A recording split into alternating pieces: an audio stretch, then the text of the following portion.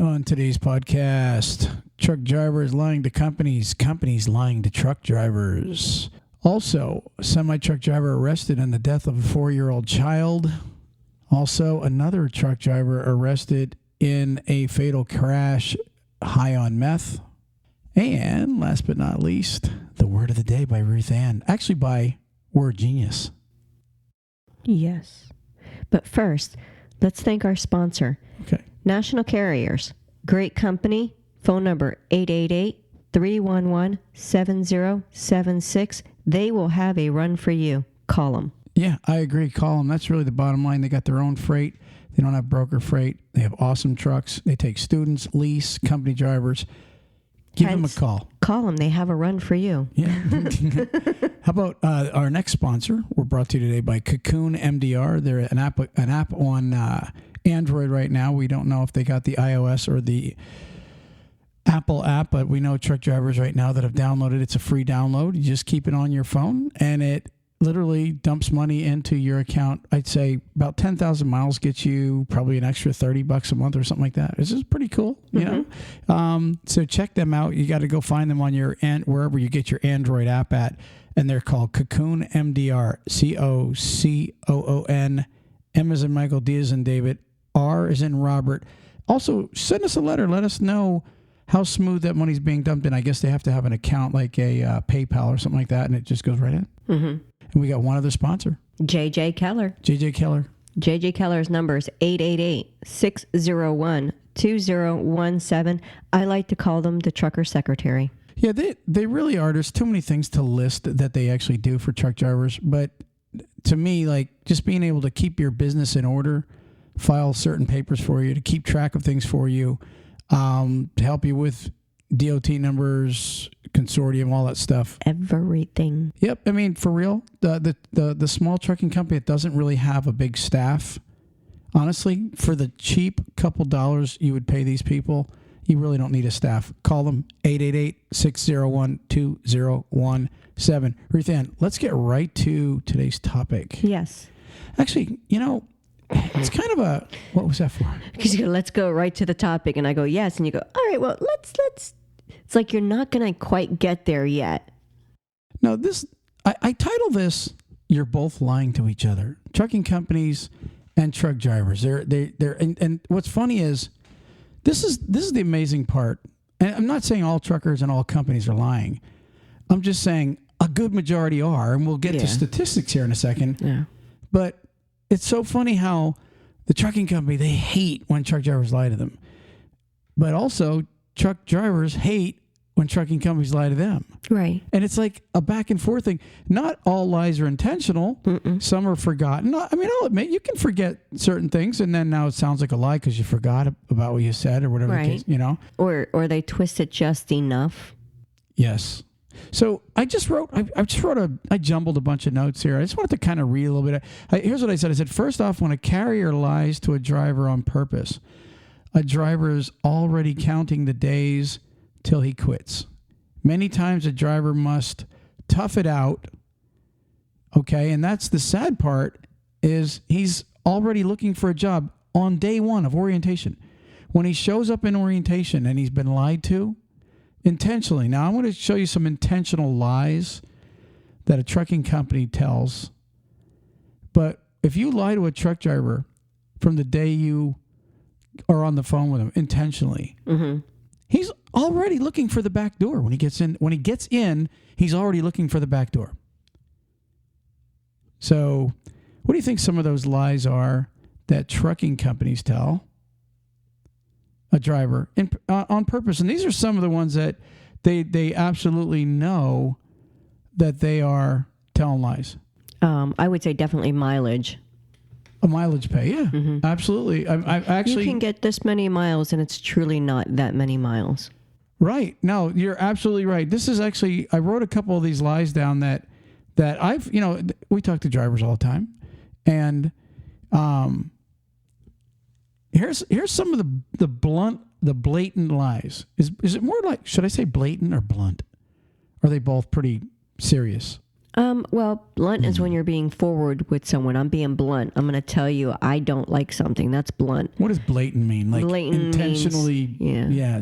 So yeah, I'm going to I would say blatant. So these are blatant lies. Okay. Like you said, first off, the mileage pay. Now, this is funny is I recently talked to a truck driver, went to work for a company in Illinois, and he told me he was told, now I'm going to paraphrase, if does that what that means? If I'm guessing. Okay, I'm going to paraphrase this because I can't remember the number he gave me because it really didn't dawn on me. You know what I mean? To do a podcast on this when I was talking to this guy. Did you have something? Well, paraphrasing is when you take a paragraph and you kind of shorten it and you give it the keywords, like kind of like cliff notes. Okay, well, I'm paraphrasing because his mileage pay was, I believe it was supposed to be something like 65 cents a mile or 60 cents, something to that effect. Okay. When he got there, it was 50 cents a mile. That's Ruth Ann's stomach, by the way. If you can hear that, that gurgling noise, that's kind of weird.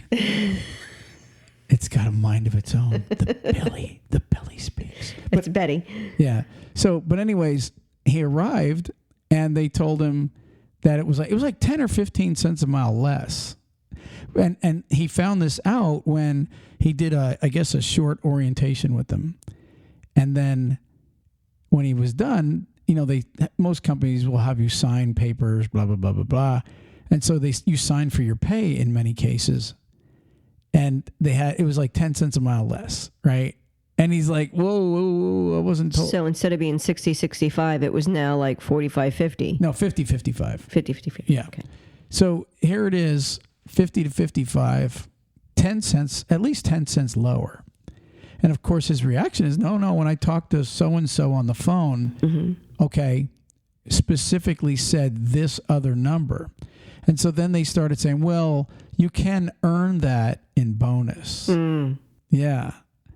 So I guess technically the company thinks it wasn't a lie, but it sure was a lie if it wasn't explained to the driver that 5, 10, 15 cents of your pay is, you have to earn it not only by, you're already earning your money by driving, you know what I mean? But the higher rate that was quoted now is an extra earn. Right. It's the included with. Yeah. You have to do other things to earn. Your earnings stopped at 50 cents. Now, if you want to earn this other 10 to 15 cents, you've got to do this, which is BS. Okay, that's a BS lie. If you don't explain it, there goes your belly again. It's just, I have no idea. Sounds like a little volcano. And it's not hungry. It's just talking. It's kind of weird. I've never met anybody really where you can actually hear their stomach. It's a good mic. And we're like 5-6 feet away. Not that we're trying to social distance in the studio here. But I can hear your mic literally. Maybe it's because it's the mic, or not your mic, but your belly. Yeah, it's kind of weird. Okay, so anyways, that's a blatant lie by a trucking company. Okay, another blatant lie is the kind of truck you're going to get. That one I've heard from a lot of drivers this year. Like the year. What's that? The year of the truck. You got it. The year of the truck. Yeah, you show up. You're promised, like you said, a 2021, a 2022 rig, and then you get there and they pawn some 5-year-old rig off on you. That is, I got to tell you, honestly, one thing that truck drivers are, listen, back when I was a driver, we were used to getting older trucks, flat tops, stuff like that. But today's driver, honestly, it's a different, I understand they're not used to getting an old piece of garbage. And so you show up at a trucking company, you're expecting a 579 Pete or a nice T680 Kenworth, and they put you in a 5-year-old, whatever. Right. Yeah. Most drivers are used to last 2-3 years max. Right. 2-3 years is anything over 2-3 years. Truck drivers think it's old. Right. Right. I mean, I've driven trucks that were 20 years old, but that's here nor there. I'm not here to say whether they should be, taking the truck or not. I know this. If you told me I'm getting a 579 Pete and I showed up and it was a 5-year-old Volvo or a Freightliner or whatever, even a 5-year-old Pete that was a ratty looking, I would be pretty pissed off. And so there's another That's another blatant lie. They knew what they were giving him from the jump start, and now they're bringing him in based on this real nice truck. And you baited the guy in, and all of a sudden you don't realize this, but on day one he's already looking to leave. He's already interviewing when he goes to the hotel room that night. If you have him in a hotel, he's already calling trucking companies to talk to somebody else. Now, whether he can get a job right away that he can trust, and so they're a little gun shy. And so what they do is now they're going to really get tougher and start investigating the company to make sure they're not getting lied to by the next guy. So you might get the driver to stay for a week to 4 weeks. But I can assure you, most drivers, 90% of them, they're not going to last very long at all with a blatant lie like that. No, they got their guard up. I'm going to also guess the next one would be running areas. Absolutely. That is the next one, actually. I'm good. You are good. I'm good. Such a mind reader. No, but seriously, that is a big one. And what's funny is I recently talked to a guy that worked for one of the big four. Okay, I won't say who the company is because it really doesn't matter. But anyways, he went to work for one of the big four. And now this is his claim. He stayed there just enough for the training. And we were talking. I said, so what are you going to do? Because now you're in a contract with this company. He said, well, listen, when they recruited me, they told me, because this guy lived in Houston. He said, it's a good area too. Yeah, when they recruited me, they told me that I would be staying south and they were going to give me a dedicated. And as soon as I got done training, I guess, he said he was told he was going to be doing 48 states. Now, is this a brand new driver? Like he's never had a CDL? They trained him, right? Yeah, they actually took him from civilian driver to professional driver. Okay. He's got his CDL. Now, if the company did do that, I just, to be honest with you, I guess companies are really desperate in these days to where maybe they're doing that, promising a guy a local or a regional run. Most carriers don't want to give you a local dedicated or anything like that when you just come out of a student seat. But I will tell you, when you've got 10,000 trucks or whatever this company has, they may be offering that. Now, I don't know. I can't say for sure. All I can say is this guy was recruited and now he's already left the company. And he kind of screwed himself because he really is in contract with this carrier now and he probably won't get another job. Well, somebody will pick him up eventually, but it'll probably be a crap company. It takes a while. I mean, those contracts are really hard. And see, I think that's where some of these carriers think they got you by the gonads, right? Okay, we got him, and he knows he has to stay and give us at least a year, or he's screwed on his CDL. Well, apparently some drivers are like, no, you know what? You lied to me. I don't care. I'm not going to take that crap. I'm out of here. So that is another huge one. So you got pay, you got running area, you got home time, and they're really the big blatant ones. But I was thinking about a couple other ones that are actually not a lie, but yet they know it's kind of a lie. I'll tell you what it is. So I think those are kind of like just a misleading statement. Well, now listen to this, what I was getting at. Okay, trucking company, they advertise a regional area. Maybe they sign a contract with a customer, and they know they can keep drivers in a 5-state area. And we can get them home weekends. Blah blah blah. Right? Okay. So operations is the one that the sales force signs this upon operations agreement that we can do it. So operations now goes to recruiting, because they have their meeting every week and they say, here's some new things for you to recruit. Weekly home time. This is the kind of miles they can get. This is the product they're going to be running, blah, blah, blah.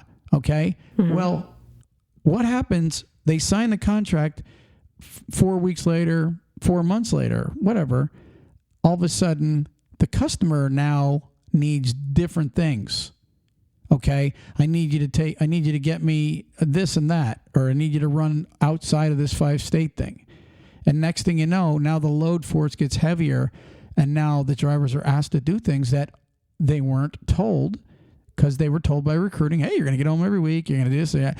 Or even the loads drop off. Maybe the customer, you know what I mean, doesn't have the freight. Something happens in production to where the 50 loads a day they had now turns to 20 loads a day, or just giving a number.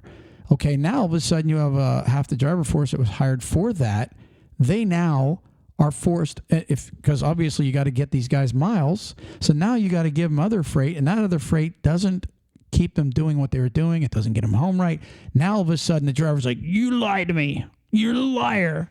I wouldn't say that'd be a lie, because the company did not lie. They told them the truth. It was the customer base changed, or something changed with the customer, and that was beyond the control of the company at that point. Right. So but you got to understand that happens a lot. I was working for a carrier years ago, and I want to say, my gosh, 15 years ago.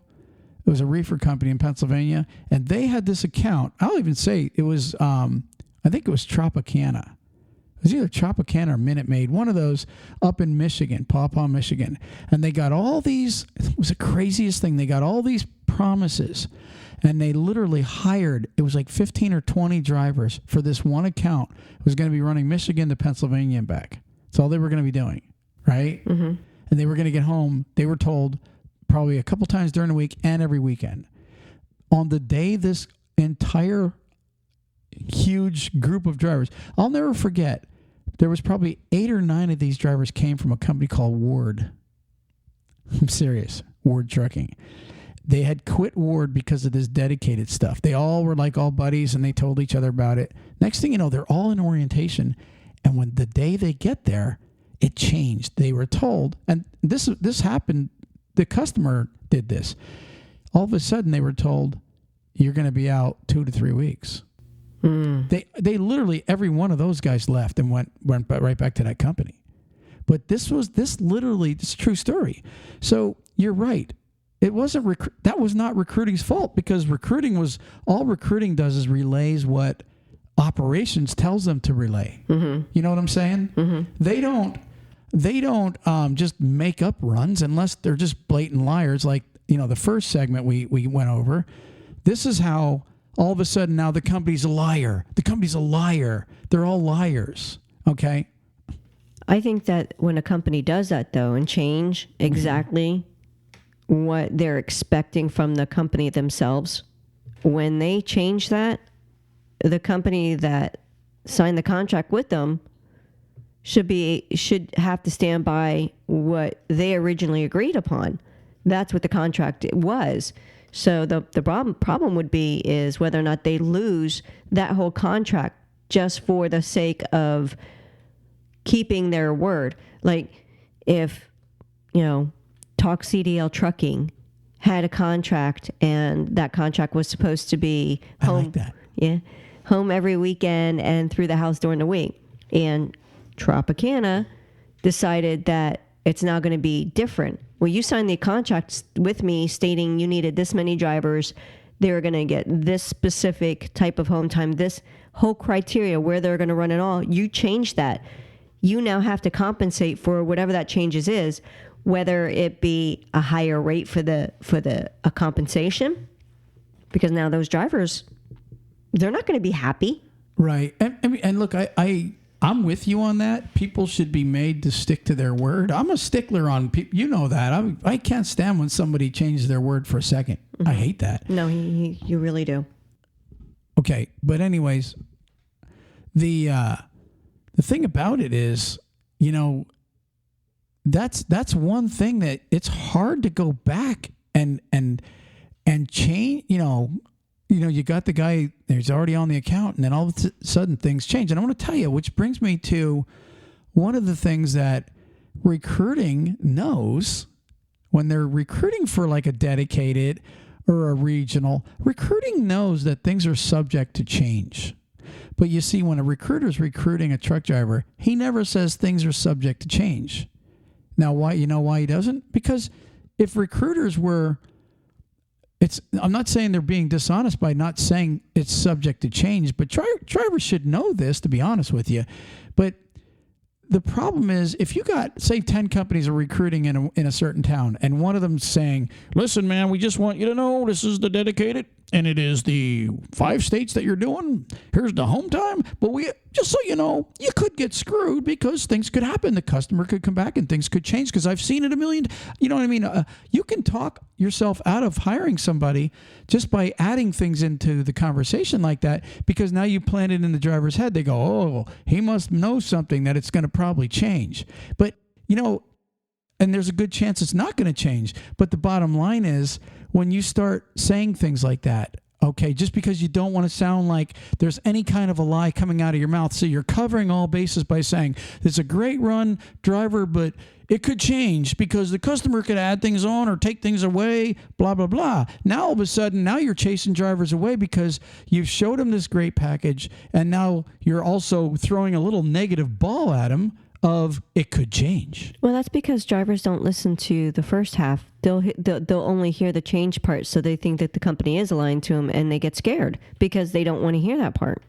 Right. So, you know, bottom line is, you know, truck drivers hate to be lied to. Mm-hmm. That's really, now I want to do the flip side of this podcast.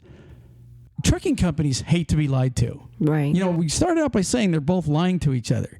Okay, we just covered exactly what all these trucking companies do. And actually, we didn't cover every single little lie that a trucking company... There's too many little things. Right. We didn't cover the woulda, coulda, shouldas, the possibilities, or all the blatant lies. We covered the basics that a lot of truck drivers see.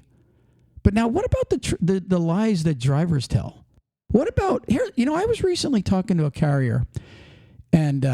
you know what he said to me? He said, I'm going to tell you something.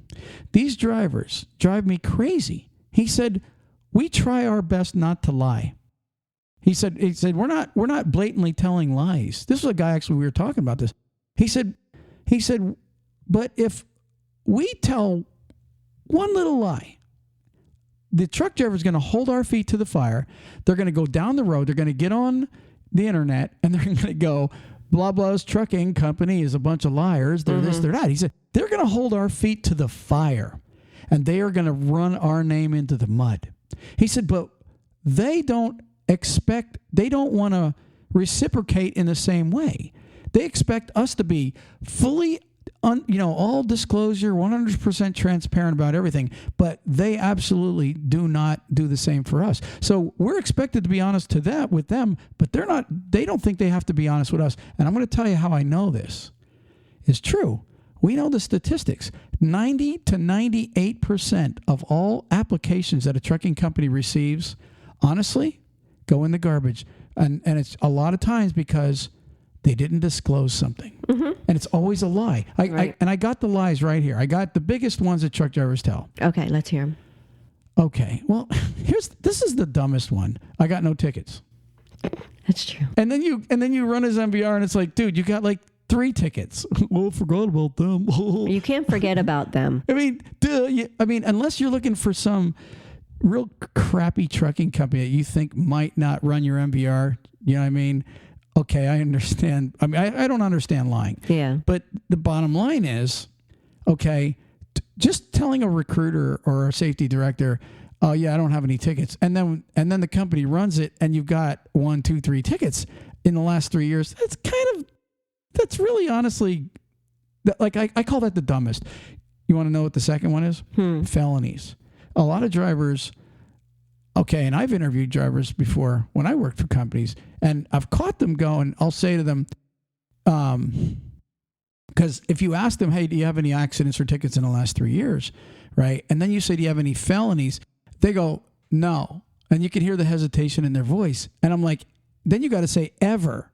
Oh, well, back when I was a kid, maybe had something. Well, dude, it's going to come up. Mm-hmm. You know what I mean? So, they don't go away. Yeah, you're trying to cover that up. And in most cases anymore today, a lot of trucking companies, if you're 5 or 7 years, your felony's 5 or 7 years or older, they're going to take you anyways. Mm-hmm. You're really, to be honest with you, you're better off calling a trucking company up and saying, look, before we go any further, I want to disclose everything that I have on my record to see if you can even live with it. And you know what? Some companies are going to say, thank you for being honest. I'm going to try to get you in. Believe it or not, some companies, just because their policies say they can't do it, if they detect a very honest guy and they can see a decent work history or just something good about you, they actually will try to get you in. I've watched it. I've watched trucking companies where a guy had a felony, 8 years ago, and they had a 10-year felony policy. And they said, no, we're not going to take this guy because he lied. He has 3 of them. He never even disclosed it.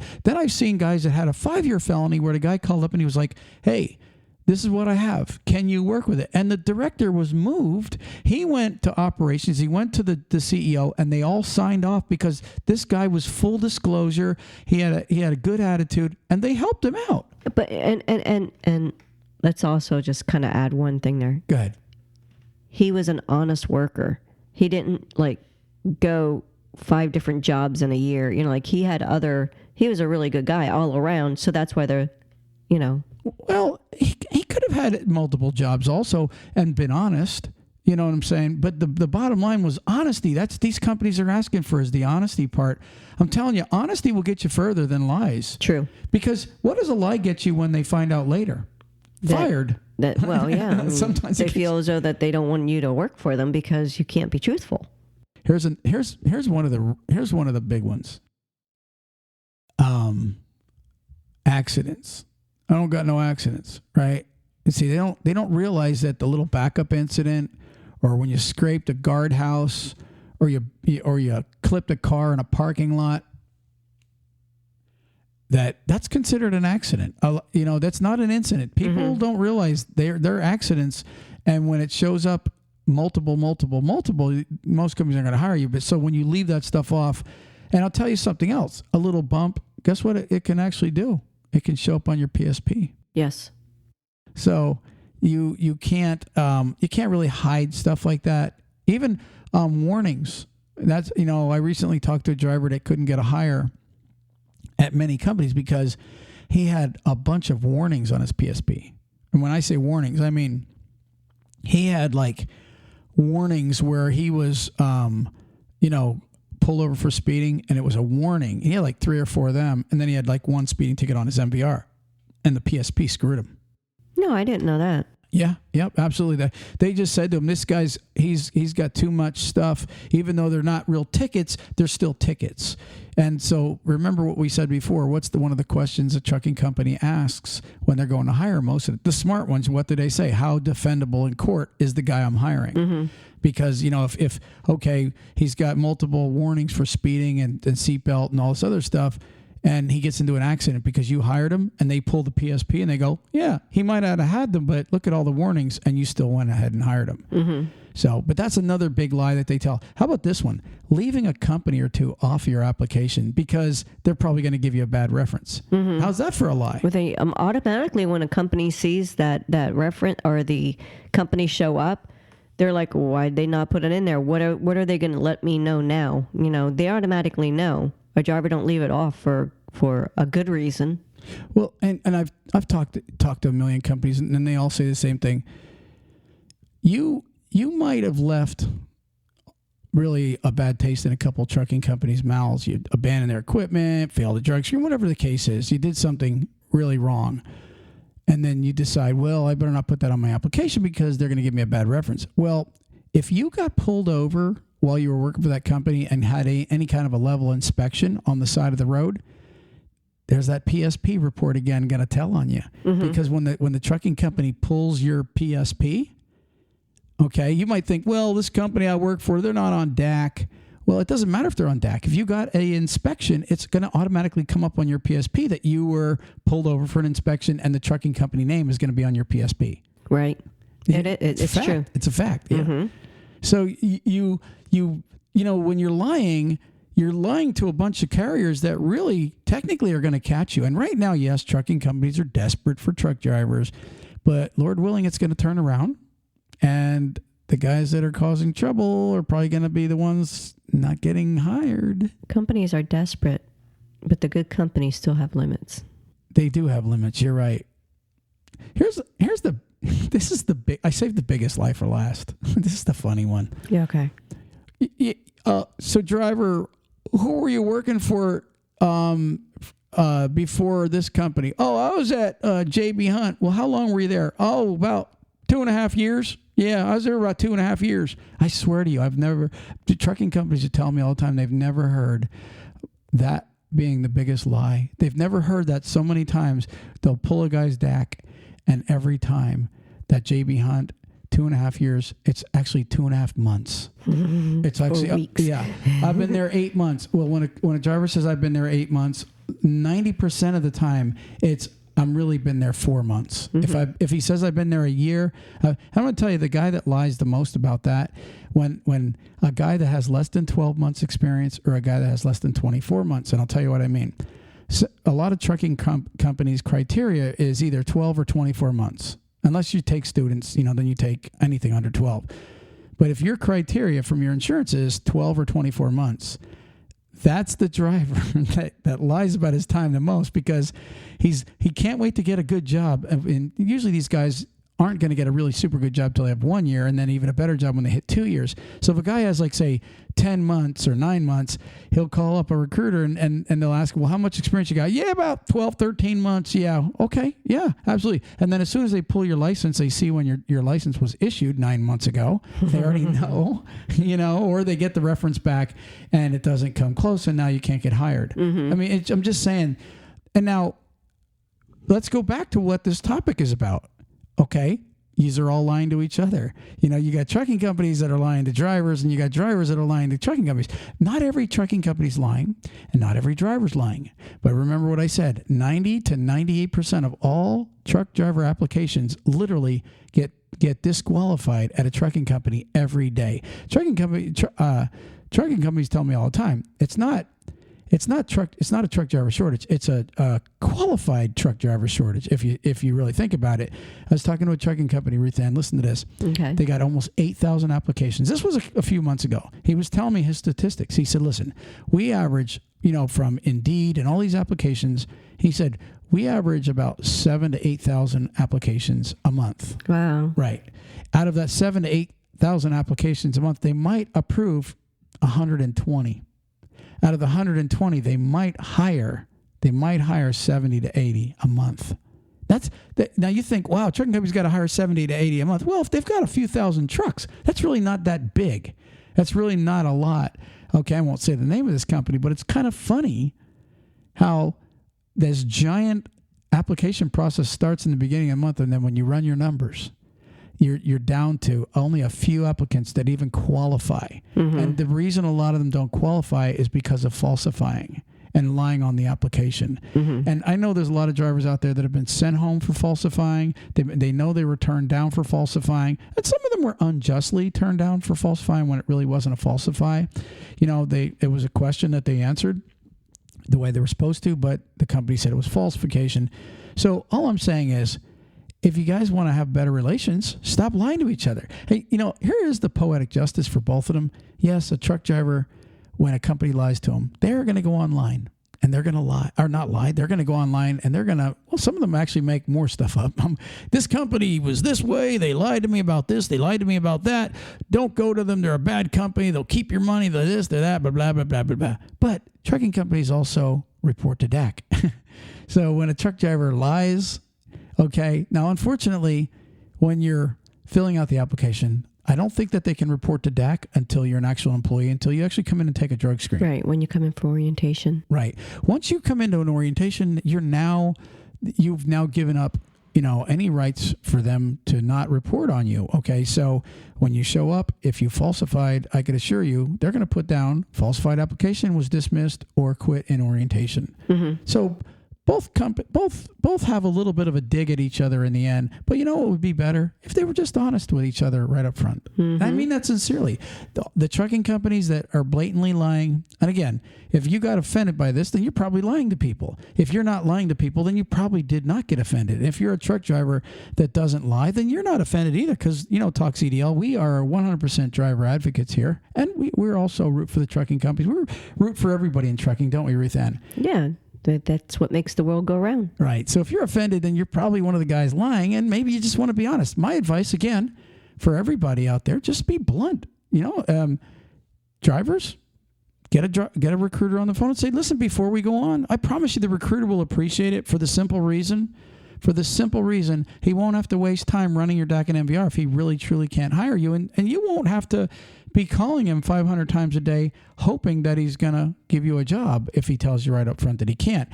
But remember one thing, you catch more flies with honey than you do vinegar. So if you actually sat with a recruiter and said, listen, I know it's against your policy, but is there any way you can ask your director? Since I'm being very honest, I'm telling you everything up front, I'll come and I'll stay. My intention is really to work and show you that I can do it. There's a good chance that they will turn around and help you.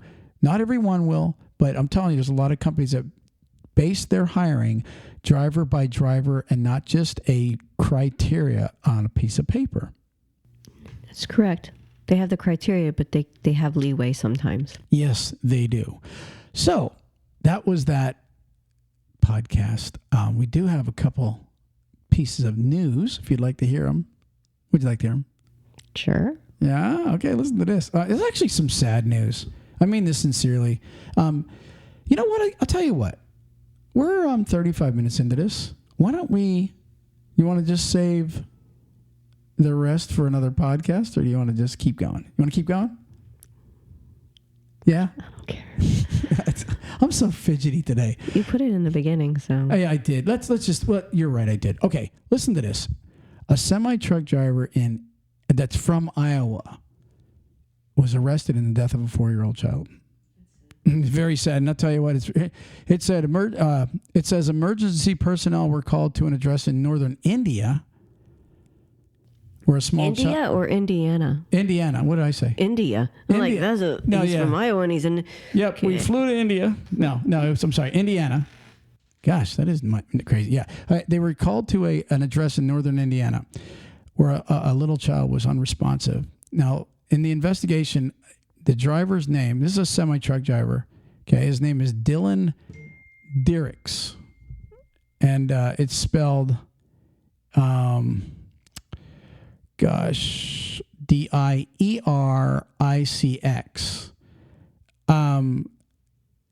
It says the son, which was not his son, it was his girlfriend's son, he tried to say that they were roughhousing inside the semi-truck. He was supposedly wrestling around with this 4-year-old kid, and the kid somehow got hurt, right? And when they did their investigation, because the child died, it said that he actually suffered from a fractured clavicle, bruises and burns on his face. On the back of his head, he had blunt force trauma, bruising on his private parts, and injuries to his anus. I know. I mean, it's sad to report that. And to be honest with you, you've got truck drivers out there that are not the nicest guys. I mean, we know that we've reported on serial killers that are truck drivers. Well, there's not everybody is BJ and the Bear. Not everybody wants to pull over and help. Not everybody is a respectful truck driver. Okay, we have our community. This is our community, and we have guys that are not the nicest people behind the wheel. And that's where we see the videos of one running a car off the road or plowing through traffic, texting and driving, or like the next one I have is another bad one. But what the bottom line is, here's a one of our truckers, and I don't want to call him a brother. I don't want to call anybody a brother that does something like that to a little kid. To me, little kids are honestly that's like the boundary that nobody should ever go over. The little kid thing. You know what I mean? Mm-hmm. Do you agree with that? I agree. Anything perverted or even abusive, even if it was just you beating the child to where they're bruised all the time and they're hurt. I mean, you're going to break that kid's spirit. He's going to grow up hating the world, or he's going to grow up just broken. And then when you sexually abuse, I mean, I'm not saying that he was sexually abused, but I mean, if he has bruises on his privates and his other areas, then I would say something don't sound right. Okay? I mean, wow. I mean, talk about life in prison, because that's a guy that gets that award from me if he's guilty. Now, you got to say allegedly. Nobody's ever, in this country, you're innocent until proven guilty. And I like to give everybody that. But when the evidence points to that and you're the one claiming you were roughhousing him with him, and then all of a sudden he dies, and then they find injuries all over his body, I would say you're probably going to be going to prison for a long time. Do you have anything on that? Do you have anything you even want to say on that? I get disgusted over it. Okay, here's another truck driver in a fatal crash. A Louisiana truck driver in Odessa was arrested Tuesday after police say he was high on meth when he crashed into and killed an Odessa man. According to the Odessa Police Department, on the 23rd of August, officers with the OPD were dispatched to the Highway 385 and Mercer for the report of 3-vehicle crash. When they arrived, the officers discovered a Chevy, a Jeep, and an 18-wheeler. The driver of the Chevy was pronounced dead. Law enforcement have identified the deceased as James Everett of Odessa. The driver, and prayers for him and his family, prayers for the Everett family. The driver of the Jeep refused medical treatment, and the driver of the 18-wheeler has been identified as Anthony Gallo of New Orleans. He was arrested for criminally negligent homicide, possession of meth, and falsification of a drug test results. So, and I don't understand that part. He was arrested for falsification of drug test results. Maybe he was trying to use somebody else's, I don't know. But anyways, bottom line is, guys, that's scary stuff to me. And I'm hoping to reach any driver out there that's walking down the same path, Ruth Ann, as these two guys. If you're an abuser and you're driving a truck, you better get help. Because I'm telling you, the end result, if you can't control yourself around little kids, the end result is jail. You're now going to be locked in a freaking place with bars and concrete walls for the rest of your life. Is that what you want? Is it not worth getting rid of that lust what's in you? And the same with a guy that actually snorts or shoots up meth and gets in an 18-wheeler with 80,000 pounds? Are you serious? Dude, you'd be better off homeless and getting yourself clean and then making a comeback as a truck driver versus, how many countless times have we reported where a truck driver killed multiple people because he was drunk or high or something like that, Ruth Ann, or texting, and he just wouldn't stop doing it. Finally, the guy's just like Russian roulette. You keep spinning that barrel, I promise you, one of these times that bullet's going through your head. And same with doing drugs on the road in an 18-wheeler. Keep doing it, and I promise you, eventually you're going to crash. And if you kill somebody, now you're going to prison for a long time. Mm-hmm. That's true. You got anything? On those subjects, no, like I said, that just disgusts me. Got one sad last story. Again, this is just, me trying to reach drivers here. Got one in California. Big rig runs stop sign and kills a high school football player. How horrible is that? A Washington Union high school player died in a crash with a big rig in Fresno County. It says it happened around 6:45 near Walnut and Jefferson Avenues in Easton, just beyond the southern city limits of Fresno. CHP said a big rig ran a stop sign while traveling northbound on Walnut and collided with a Dodge pickup truck that had a teenager inside going westbound on Jefferson. Honestly and truly, that is a real sad case, and that's a driver that's going to be in trouble. Now, I think I read also, it doesn't appear that drugs or alcohol were a factor, but how do you just, you're running a stop sign. I'm not saying that I haven't run a stop sign accidentally already. I have. But that's because I wasn't paying attention, if you want the truth. Have you ever run one? I don't know if I ever ran a stop sign. I know I've rolled through a stop sign. Yeah, I get the rolling. But I don't know if I've blatantly went through one because I didn't see it. Right. Well, I don't think that the trucker, in my opinion, most truck drivers aren't going to just blatantly run their tractor trailer through a stop sign. Okay, because if you're doing that, you're probably looking to make sure so you can keep going. But I don't see a truck driver doing that, especially at an intersection where the other guy doesn't have a stop sign. Well, here's the other thing that I'm thinking of. Most of those, the area that you're talking about sounds like it was more, not residential, but like a smaller area where you're not going to be coming through it fast. You should be going a moderate speed or a slower speed. Because if you're coming up on an area that would have a four-way or any kind of stoplight, that you're not going to be going 60 or 70 miles per hour. You shouldn't be going that fast. Let's put it that way. And you're you should be able to see the kind of traffic you're coming up upon to make sure that you make the adjustments to your speed and downshift and so forth to be prepared for a stop. And I agree.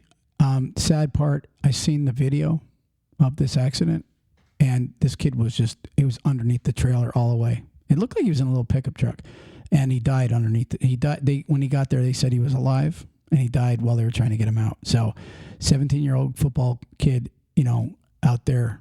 It's very sad. We're sorry for the family. Prayers for everybody involved.